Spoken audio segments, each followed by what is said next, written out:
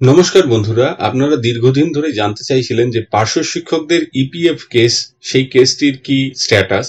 তো এইখানে case number দিয়ে সার্চ করলে ই কোর্টে গিয়ে কোনো স্ট্যাটাস সরাসরি দেখা যাচ্ছে না, নেক্সট হিয়ারিং ডেট পাওয়া যাচ্ছে না, কিন্তু একটু সার্চ করলে দেখা যাবে যে এইটা ডেইলি যে লিস্ট, তাতে জাস্টিস রাজশেখর মান্থা এবং অনারেবল জাস্টিস অজয় কুমার গুপ্তার বেঞ্চে 19শে জুলাই উঠেছিল এবং এটা নেক্সট হিয়ারিং ডেট 30শে জুলাই 2024 করা হয়েছে।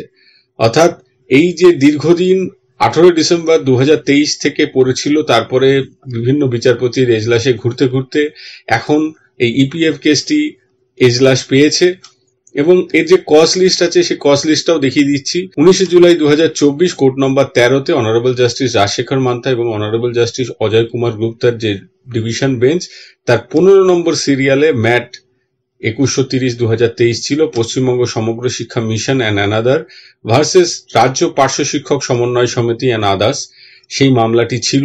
যদিও মামলাটি আমি দেখালাম যে 30 তারিখ চলে গেছে, 30শে জুলাই চলে গেছে।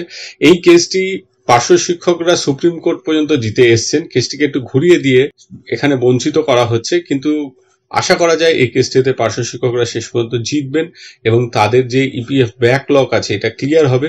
তো 30শে জুলাই 2024 কি হয়, বা এই কেসের 19শে জুলাই 2024-এর কোনো অর্ডার কপি যদি আপলোড হয়, আমি অবশ্যই আপনাদের সাথে শেয়ার করব। সকলে ভালো থাকবেন, সুস্থ থাকবেন, ধন্যবাদ।